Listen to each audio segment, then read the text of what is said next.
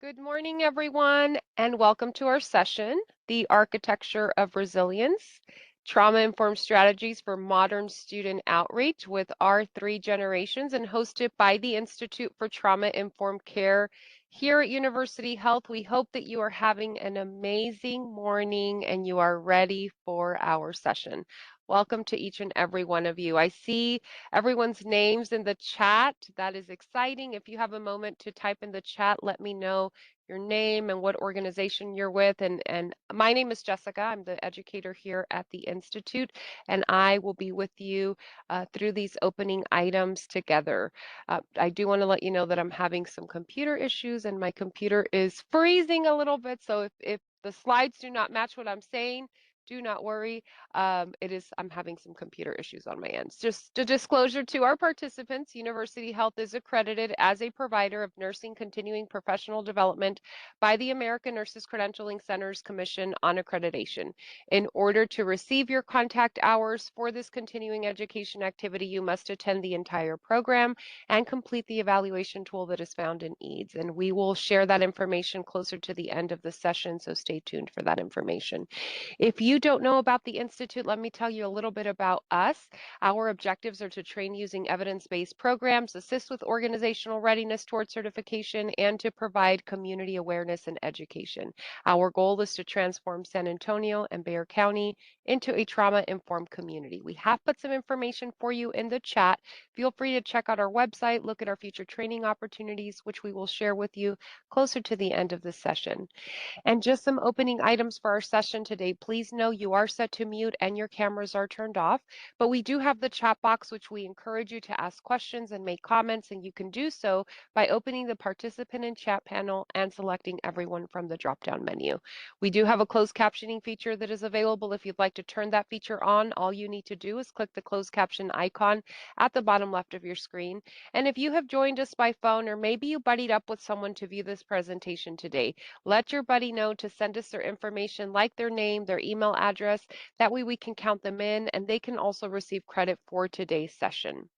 If you are having any WebEx issues or audio issues, just select panelists directly from the drop-down menu to relay your message to us. We want you to have a successful session, so let us know if there's anything we can do to improve your experience. And just a self-care message, the content that you see may include photos and videos that may be sensitive to some. We want you to know they are only included to enhance the material being presented. Therefore, please practice self-care and step away as needed. We want you to take care of yourselves not only in this session, but outside of this session, because you are important and you matter. And it is my pleasure to introduce our presenter. Juan Ramos is the founder and executive director of R3 Generations, a premier 501c3 nonprofit dedicated to building resilience and opportunity youth. Since founding the organization in 2019, Juan has turned a personal mission into a regional movement, expanding R3's reach from its roots in San Antonio to a second thriving location in Dallas. Drawing from his own lived experience navigating educational trauma and social isolation, Juan designed the R3 model to fill the gaps left by traditional institutional support. Under his leadership, the organization has served over 7,000 young adults, providing a home away from home that combines accredited educational pathways with high impact mentorship. Juan is a recognized voice in the trauma informed care space, known for his radical no judgment philosophy, an approach that has led to a remarkable 90% program retention among historically disengaged students. His work has been featured on the Today Show and recognized by local and national leaders for his effectiveness in crisis response and long-term student success. Juan's mission is simple yet profound: to ensure that every student, regardless of their past, has the architectural support needed to build a resilient future. Please welcome Juan to our session today. Thank you for being here. Thank you so much. Thank you for that introduction. That makes me very nervous. So good morning. My name is Juan, as you heard. I'm the executive director and founder of R3 Generations. I am very excited to be with y'all this morning. And I definitely thank you for the privilege and the honor of your time. As I've thought through this presentation, I definitely want to give you as much value as possible, I definitely did not want to be passive with your time, and I wanted to make the most of every single minute. So as we go through the presentation, because we are looking at this from a trauma-informed standpoint, I've there's pieces of my experience that I can speak to, but I wanted to make sure that all of it was very much backed up. And so there's a lot of resources as we go through the presentation, and one of them is this QR code. So this is a link to something that will live on our website, for the next month or so. And if you go to that, or if you scan this QR code, it will have a one sheet that has a lot of the references that I use to make some of the arguments that I'll make today. It also has links that are directed for some of the books that I'll reference. And as we go through the presentation, you'll also find some other links on there, some other QR codes. And so if you, feel free to take out your phone and scan that through. We will have time for questions at the end, and I definitely would love your interaction as we go through the program. I have opened up the chat here, so questions won't be answered right now, but I definitely want to see your comments as we go through your feedback and thoughts for the things that we are discussing, and be very mindful of time. I'm hoping to wrap up here around 10:45 or so, maybe sooner, so that we can have any questions and time for some discussion. So jumping right in, this is a quote that is painted here in our Northeast location. I'm going to talk all things R3. We're going to talk all of our programming, but we're going to leave that for the end because I want to make sure that we go through a lot of this first and give you as much context as possible as to why we or how we have built our organization, why we have built our programming the way that we have built it. So this is a quote from the founder of Teen Challenge. His name is David Wilkerson.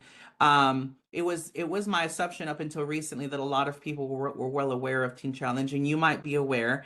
But this is actually taken from his book, The Cross and the Switchblade.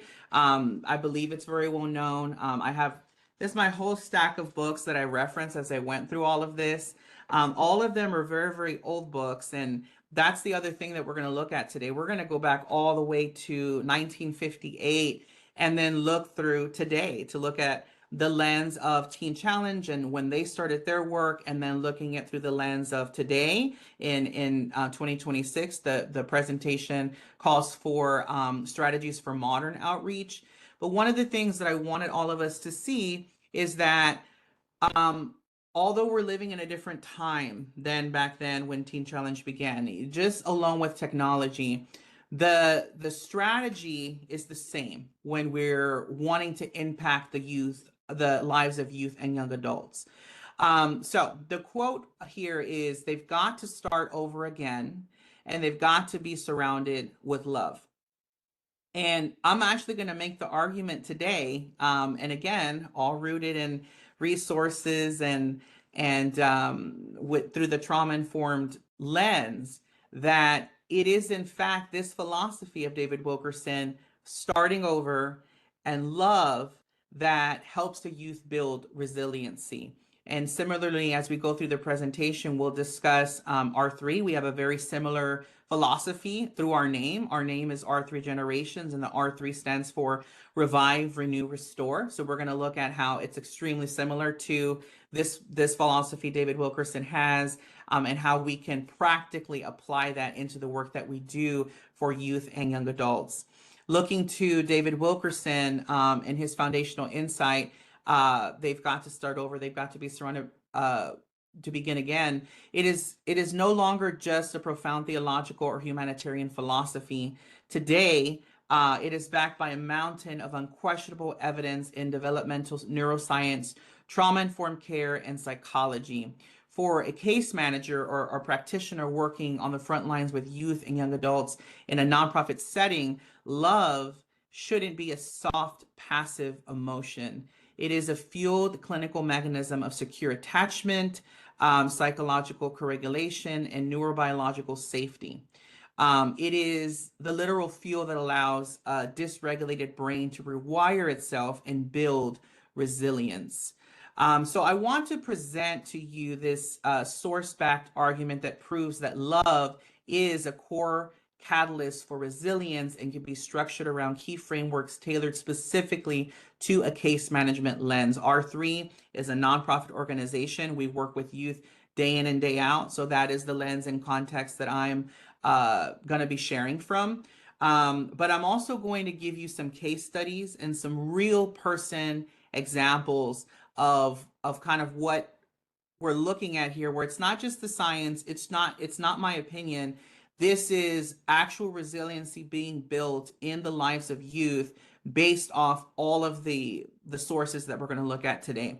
So I mentioned David Wilkerson, taking you back, and we're going to do a little quick history lesson. I love to read, huge reader. Me being an executive director, and we're going to talk about the story of R3 when I started and up until this point.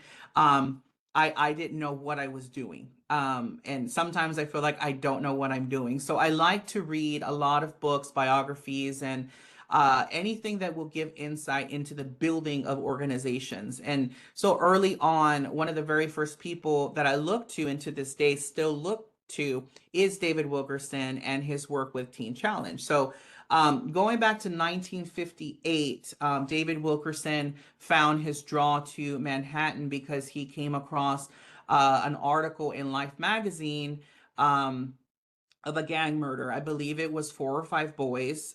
In Life magazine, there was this drawing depiction of the boys that were on trial, and he kind of, you look through that article, and he felt very much drawn to go to New York to help those boys, and he didn't know how. And I think that's a big key point in the Crossing the Switchblade. So when he gets there and doing street outreach directly, trying to see not I have the solution, but being what is the problem and how can I be here to help you? Or based on his own quote, how can I be here to love you? He founded Teen Challenge in 1960, with the first residential rehabilitation center opening in Brooklyn, New York in 1962. And looking to the present, Teen Challenge has continued to grow. Looking to 2026, it continues its global impact with over 1,200 centers worldwide. Through long-term residential and preventative education, the ministry reports significant holistic success rates for individuals breaking free from life-controlling addiction. So a lot of his work had to do a lot with directly with youth that were gang involved, justice involved, and that had various addictions. Um, you gotta imagine, especially in that time, this work being very new. Like me, him not having any experience. He had pastoral experience, but he was pastoring in Pennsylvania, and reading through his biography, we're talking, a farm and a small little church that's built on the farm versus the streets of New York City. A lot of that resistance that youth would have uh, pressed against him as he comes in and says, I want to love you, them having no context, no idea of what that even feels like, that would have been a lot of resistance. And I know throughout the work that we do in the lives of people, there is often going to be a lot of resistance. But I hope that through these case studies, through this presentation, you will see that standing firm, being consistent beyond the maybe the walls that try to get built up is ultimately what breaks through and brings a young person or a young adult into resilience. So looking at some case studies specifically from Teen Challenge, two, and there are many, but these are just two of the biggest ones. Each of them have books, both which I have read. The QR codes are here for both of those books. So the very first being Nikki Cruz. I'll read this and then I'll kind of discuss it. So the story of David Wilkerson and Nikki Cruz began in 1958 when Wilkerson felt called to minister to the violent street gangs in New York City. There he met Cruz, the ruthless and feared warlord of the Brooklyn gang known as the Mau Maus. And if you read The Cross and the Switchblade, and then he has a book called Run Baby Run, it was indeed very violent. Nikki Cruz experienced a lot of trauma growing up with his parents being witch doctors. He experienced a lot of very traumatic things. On top of that, being abused by his parents, he talks about this kind of like shed in the back where he would be thrown in there and it was darkness and there was rats and there was roaches. And so he very, very much feared any darkness whatsoever. And I think a lot of those experiences for him are, as he grew, would made him very hardened, very violent, to where he became the leader of the Mau Maus, which is was might still be, but was very much one of the most violent gangs in New York. When Wilkerson first approached Cruz and told him that Jesus loved him, Cruz threatened his life, and he did, in several accounts, very much threaten David Wilkerson. But again, talking about this resistance, talking about this consistency when looking at love, when looking at the ultimate goal is to see someone like Nikki Cruz become resilient and go beyond what his past is.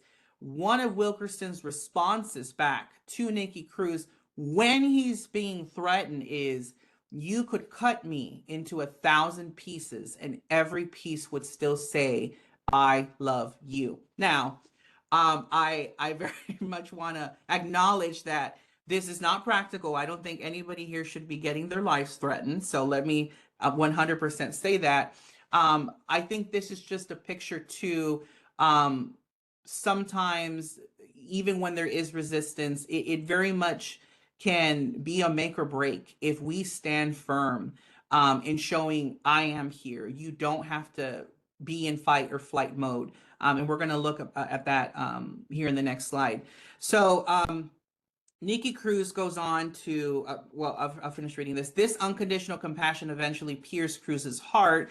2 weeks later, at a rally in Manhattan, Cruz surrendered his life to God, dropping his knife and picking up a Bible. And his transformation ultimately led a lot of the Mau Maus also to have that same transformation and leave the gang lifestyle. And so to this day, Nikki Cruz has this great ministry, and he does an amazing work with young men and young women. And so similarly, Cookie Rodriguez, she also has her book, which is Please Make Me Cry, which that title, the whole entire argument in the book is how hardened she was and how all the way up until she had this transformative experience, she never shed a tear. She was born and raised in New York City. She struggled with severe heroin addiction and gang involvement during her youth. So she had a lot of traumatic experiences from a young girl. She was sexually abused. She was physically abused.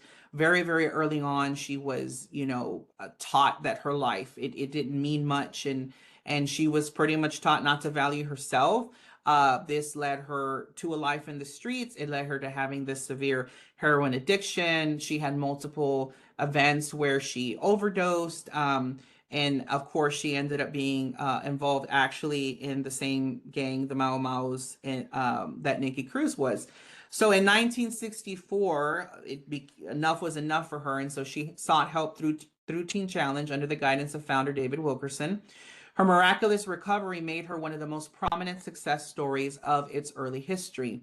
So a little backstory for this. I mentioned Nikki Cruz. Nikki Cruz has this transformative experience because of David Wilkerson not backing down in the midst of this resistance.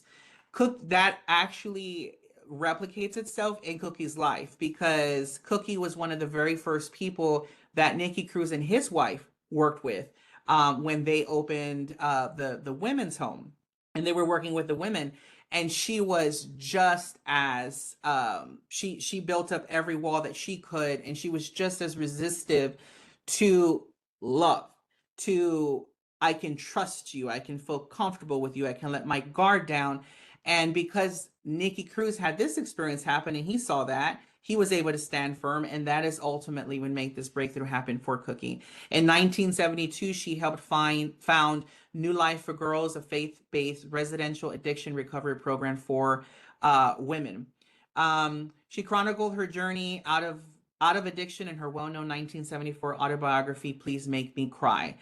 She actually closes her book with the statement of the fact that as she looked back on her life and she saw all of the people and the situations that it took to break down those walls, she found herself in tears, which is something that she was never able to do.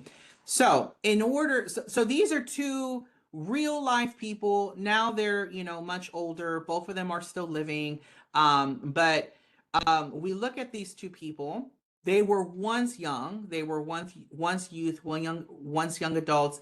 In both of their books, in both of their own stories, out of their own words, in their own biographies, the common element here for how they found this transformation and how they went from street life and more than likely, a statistic life, a life that would have ended in the streets, they pressed on to resiliency.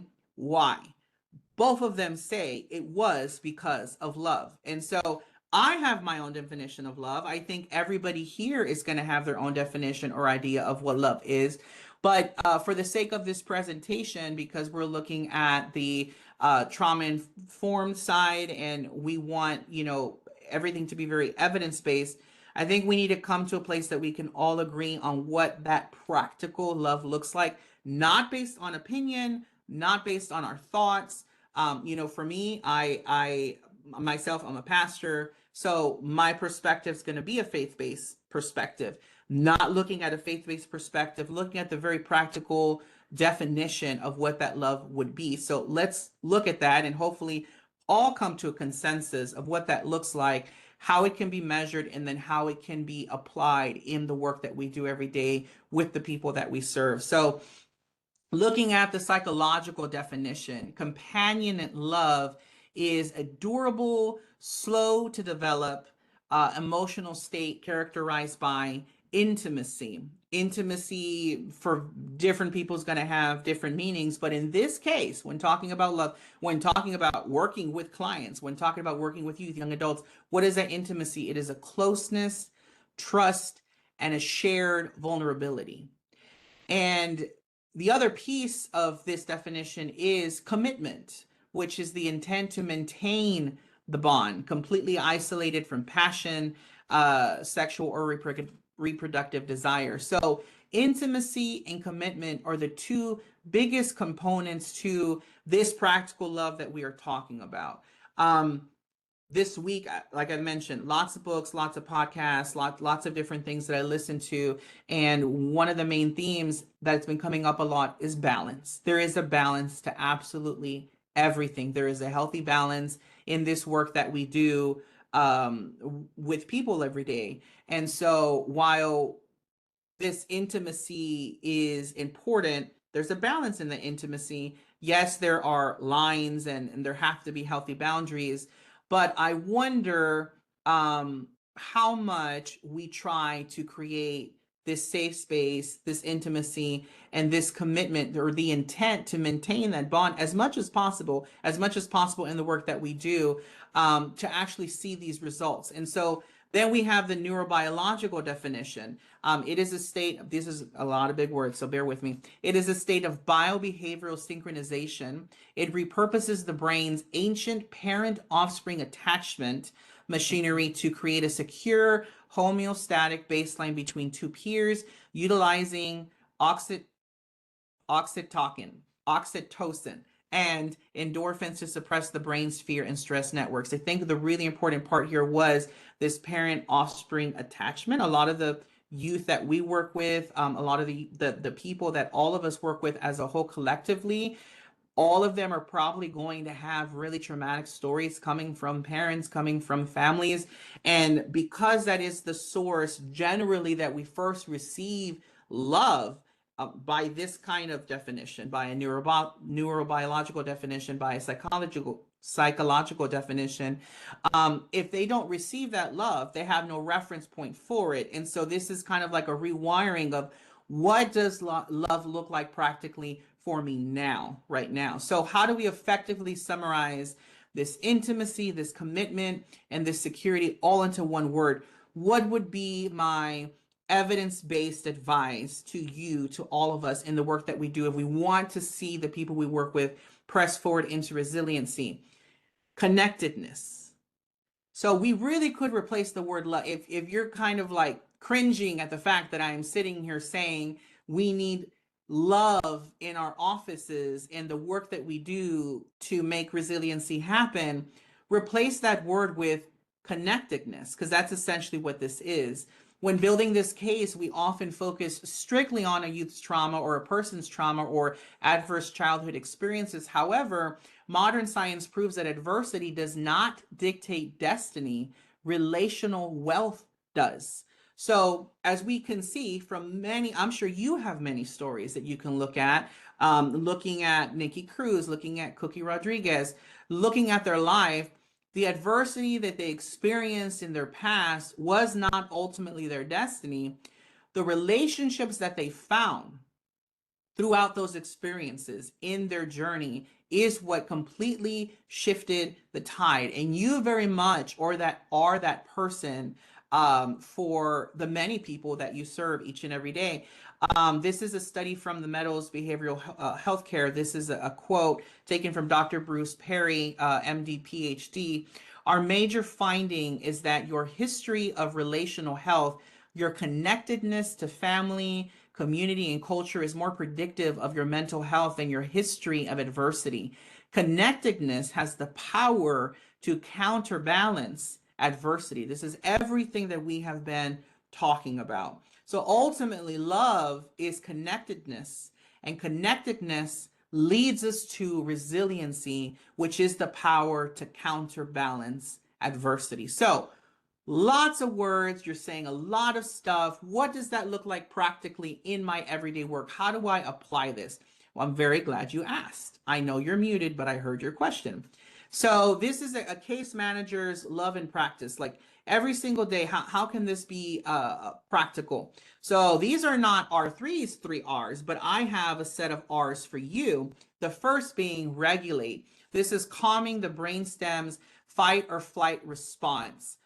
Creating a physically safe environment, offering a consistent schedule, and providing basic needs, food and shelter without contingency. I think all of us know that when a client walks in, when a youth walks in, when we're wanting to make an impact in someone's life, they're going to come to us with a lot of barriers. So, one of the very, very first things is being present, being a consistent presence in their life at a consistent schedule, because again, there's a balance. And on any given day we could be working with hundreds of people.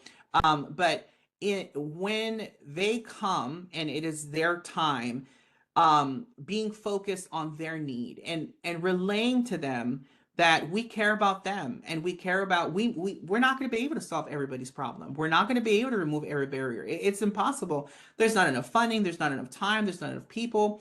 But what is it that we can do? And relaying that to them this morning as I was thinking about the presentation, I asked two people that are in our program, that are in our sphere, that are young people, what does love look like for you? Practical love. Like, don't give me emotion. What does it look like, feel like, sound like? So, to this point, one of our youth said, you guys are always checking on me. And I always feel like you guys want me around and want to be in my presence. So that makes me feel seen. In the past, I feel like I wasn't heard, but I feel heard with you guys. That is something simple.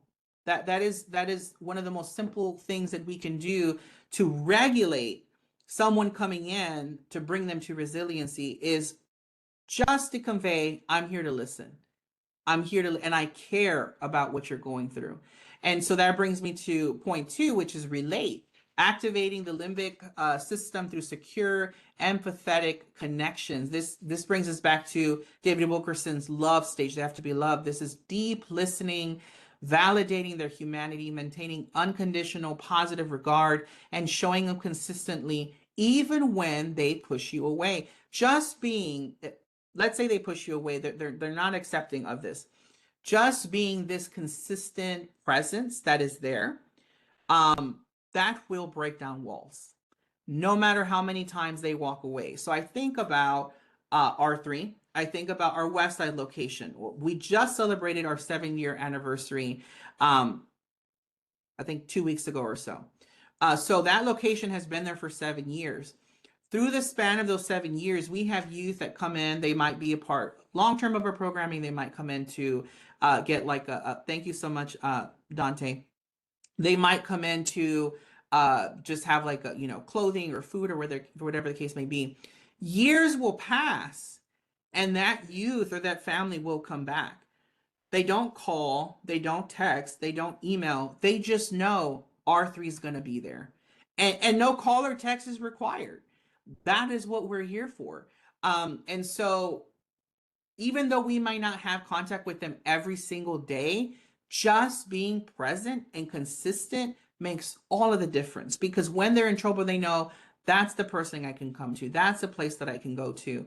And so in your sphere, you might be that person. I know it can feel mundane sometimes doing the same work that we do every single day, but we have no idea how that is truly building resiliency in someone. And lastly is reasoning, unlocking the prefrontal cortex for high level cognition. This is the stage that David Wilkerson discusses as begin again. This is where we begin the case planning, the educational goals, the job training, behavioral modifications that actually work, but only if steps 1 or 2 are established. I've long said that we, like as R3, we can give a youth job training, we can give them a certificate, we can give them a high school diploma. But if their mindset does not change, if these things don't happen, if they're not regulated, if we don't relate, if we don't reason, it's not going to have any effect in their life. And I think sometimes, especially when we have big caseloads, we get very busy. It's easy to begin with, let me just connect you to the resource, let me just connect you to the program. But if we are ultimately wanting to see a resiliency built up in them, all of these steps have to take place. It's not just about handing them a resource. It's about getting them to a place to be able to be open to transformation as they walk through this journey. So I kind of want to shift gears here.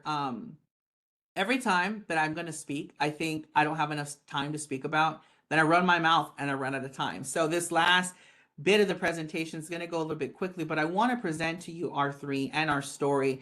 I have my own story of resiliency.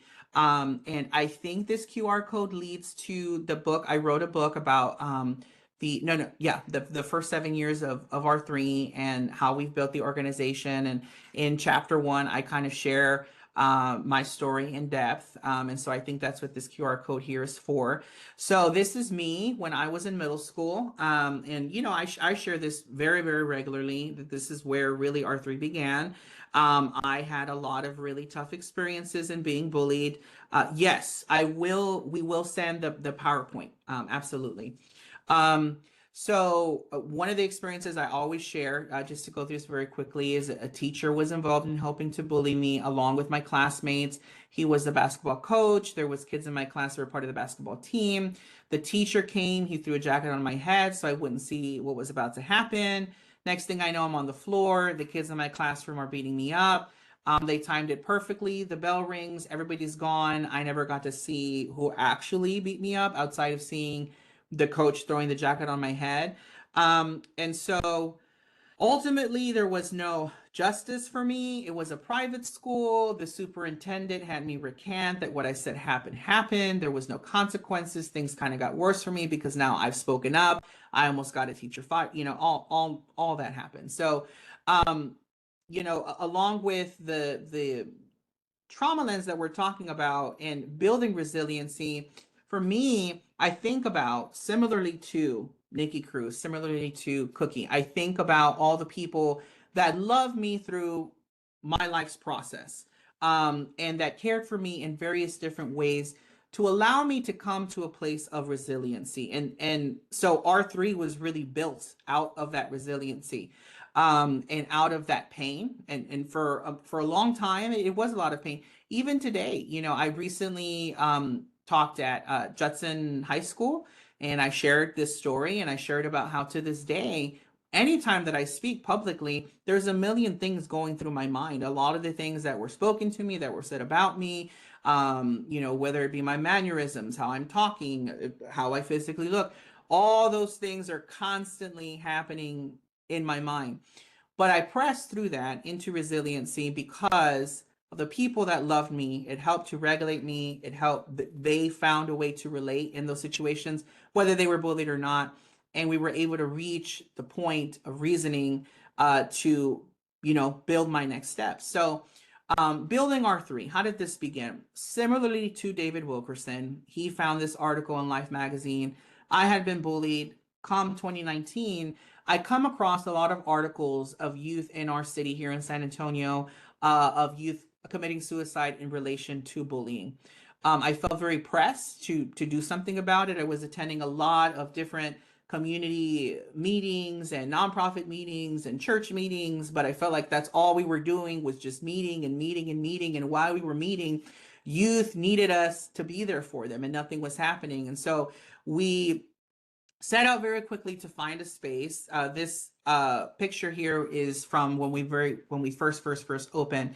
On our windows, it said "Hang, Snack, and Chill," and this goes back to the regulate and relate that I was talking about. At that time, I didn't know all this. I didn't know the science behind all of this. I wanted to have a place that was home for young people. That was it. That was the whole thought process behind what this center would be. But at breaking this down of the Hang Snack Chill, what was it doing? What was something practical, like having a place where youth can come, play games, um, get some snacks, and have someone to talk to?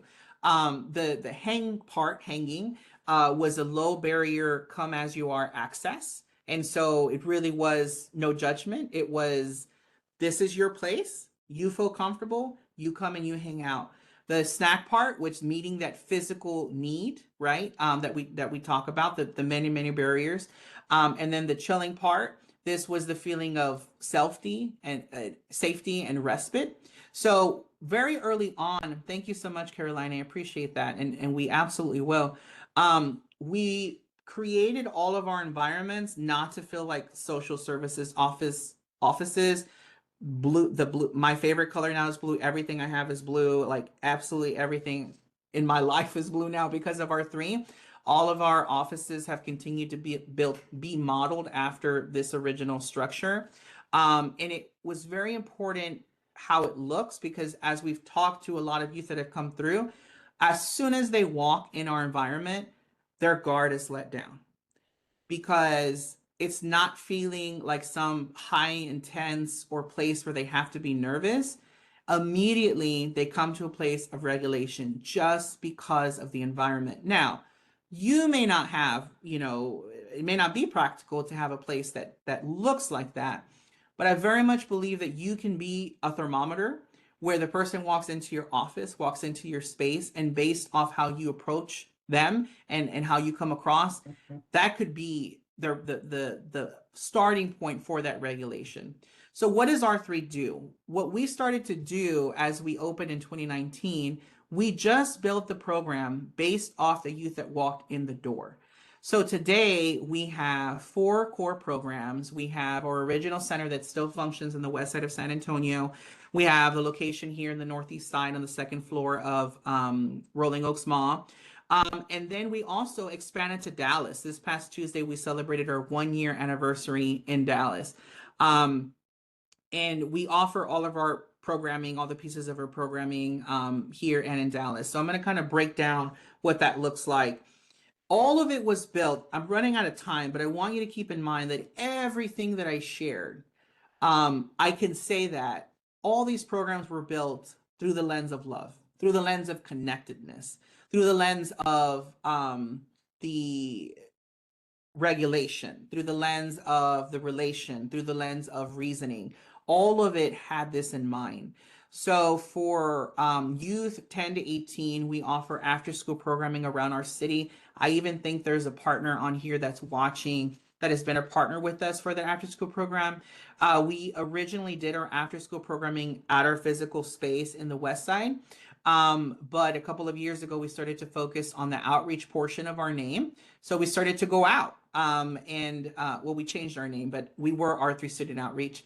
We started to go out to the community. And so we have low income apartment complexes that we go to where the need is the highest. And we bring our STEM and literacy programming there. And we have a consistent schedule. It's only one time a week that we're at that particular site, but it's consistent. It's the same day every week. They know that we're coming. They know to depend on us. If we're not going to be there, it's communicated to them early enough that we're not going to be there. And so we create that consistency, even in that, even if it's just one day a week. At the end, Dante, my information will be provided on a slide, and it's my direct contact information. And so you can absolutely just reach out to me directly and be happy to have those conversations. So that is R3 Excel. The next program is wraparound service and the wraparound services portion. And this is very much the part of regulation of offering how do we break down these barriers? How do we be a great resource for you? This is for all our youth we serve from 10 to 24. We offer case management. We offer food. We do a lot of food distributions, and then we offer clothing. We're partnered with San Antonio Threads. You might be familiar. They offer brand new clothing. We have a mini Threads location in the West Side. Threads has actually now moved in here with us at our Northeast location. We announced that in our book, we talk about it. We had a gala where we announced it. We're fortunate enough to be taking on the legacy of Threads, and they'll be brought into the umbrella of our three generations. And so all of that will be to better serve all of our families. The two of our biggest programs that we have are for Opportunity Youth 16 to 24. This is the youth that I had in mind as I wrote this presentation, as I researched for this presentation. So we have two fully accredited schools. The first is New Generation Private Schools. This is a virtual online 6-month program. It is a fully accredited high school diploma that they earn. It is not an equivalency. It is not a GED. This is as if they never dropped out of traditional school. This was very much built to remove shame of any kind. There's different reasons why a youth cannot finish school traditionally, and that is why we built New Generations to be virtual. We have a lot of youth that are in justice involved, that are foster care, that are single moms, that are single dads, that have really tough circumstances that surround their life. I'm going to share very quickly a story on the next slide of one of the clear reasons why New Generations was built for one of our youth that overcame adversity and went on to resiliency. We've had over 150 graduates so far since we opened in 2023. And it is an amazing program that I'm really, really glad we're able to offer. And then lastly, we have the R3 Institute of Career Pathways. This focuses on job readiness, workforce development training. We have online certifications as well that they can get in various different industries. So all of these programs were built to meet a physical, practical need, but are led by our team and our staff, and in this expansion to Dallas, with this lens of connectedness. This isn't passive. The only program that can be maybe seen as passive would be Williams Family Initiative, because they're getting food, they're going, they're getting clothing, they're going. But like I shared, even when that is the case, they know this is a consistent place that I can get that. So all of this is designed for connectiveness. I mentioned Revive, Renew, Restore is similar philosophy to they have to begin again, they have to be loved.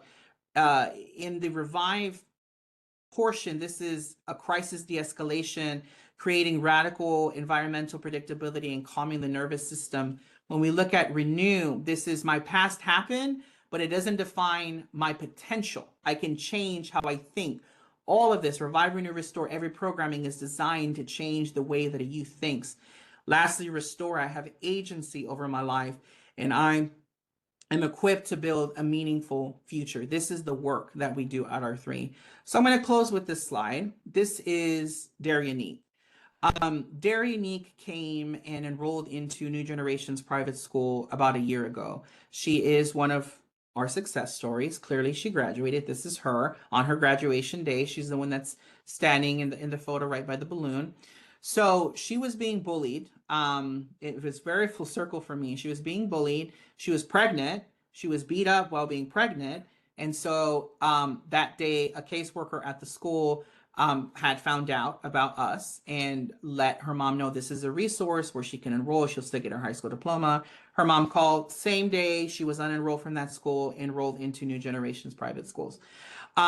She was an amazing student. She took this very seriously to the point that she's in the hospital going to have her child, messaging her advocate, letting her advocate know I can't turn in my essay today, even though I know it's the deadline because I'm having a child. And we're like, don't worry about it. Like, pretty sure that qualifies as a really good reason not to turn your essay in. And she's like, but I'm going to make sure I turn it in by tonight. And she did. She had her child and she turned around and she finished her essay and she turned in, she turned in the assignment. So I always share that with students as well to say there really is no excuse. So she continued in the program. Unfortunately, about 2 months later, her child passed away for some complications, unknown if those complications were because she had gotten beat up at that school. We immediately did what we do, and we let her know, don't worry about any of this. You take your time. We're here for you. You don't have to worry about this. I'm guessing, had done such a good job of being that reliable presence, breaking down those walls, that on her own accord, she chose to use the program to get her through that time of mourning, to get her through that time of trauma. She showed up. She started physically coming to our space every day to work on her work. And she would sit there and she would cry. And I would come over, and we have a Chick-fil-A here. So I would bring her, Chick-fil-A, and me and her advocate and whatever staff were here. We would just check in on her and we would just be here. And ultimately, she finished. You see the smile on her face. She did this for her daughter. And all of it was done not because anybody forced her to do this. This was done because we built a place of connectiveness. We built a place of love. And I want to close with one more. I mentioned that there was two youth that I asked, and this was a response that I received when asking, what does love for you through our three look like, feel like, all of that. And so she said, what makes me feel loved is feeling safe enough to be fully myself without fear of judgment. Love to me looks like patience, consistency, gentleness, and presence. It's someone choosing to stay even when things are uncomfortable or heavy.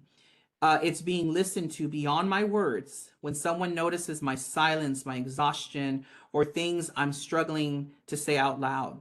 Love looks like people checking in, genuinely remembering small details about me, speaking life into me when I'm discouraged, and correcting me without making me feel ashamed.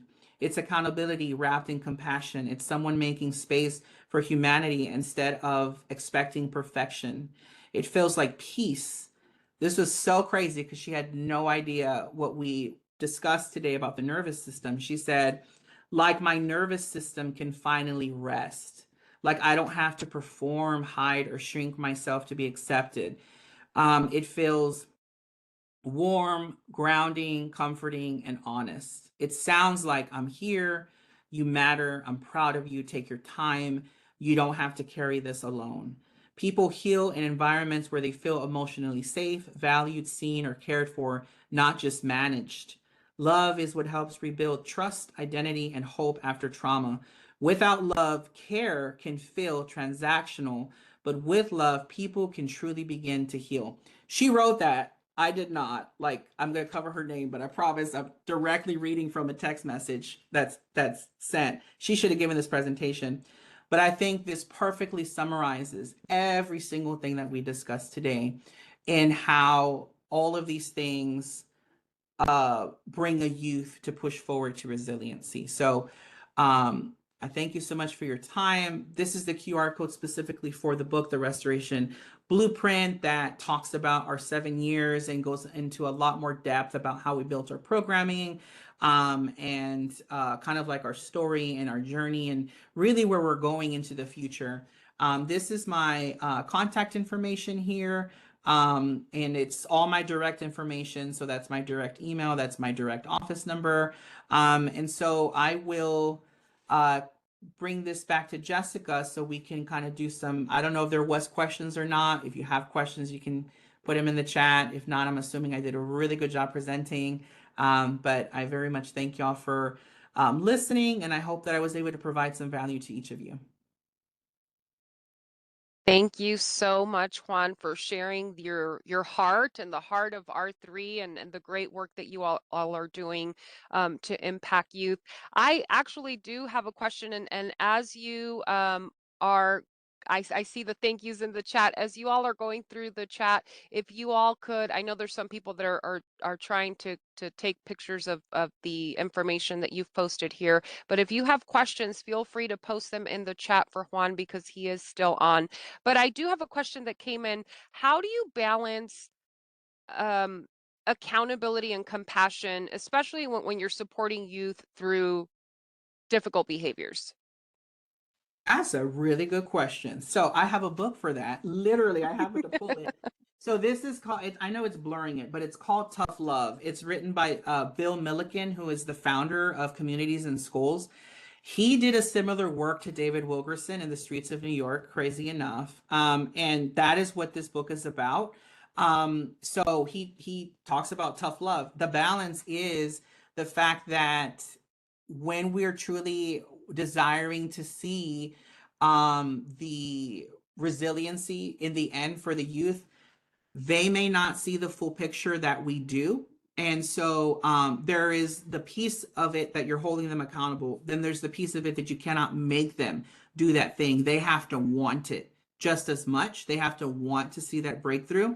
So if it's not the moment that they're willing to accept it in your tough love, you can absolutely say, this may not be the time for you, but when you're ready, I will be here and continue to be that consistent presence. You're still there. You're not giving up. You're not closing a door, but you are setting that line, that balance, that boundary that says, this is what is required to see you through to resiliency.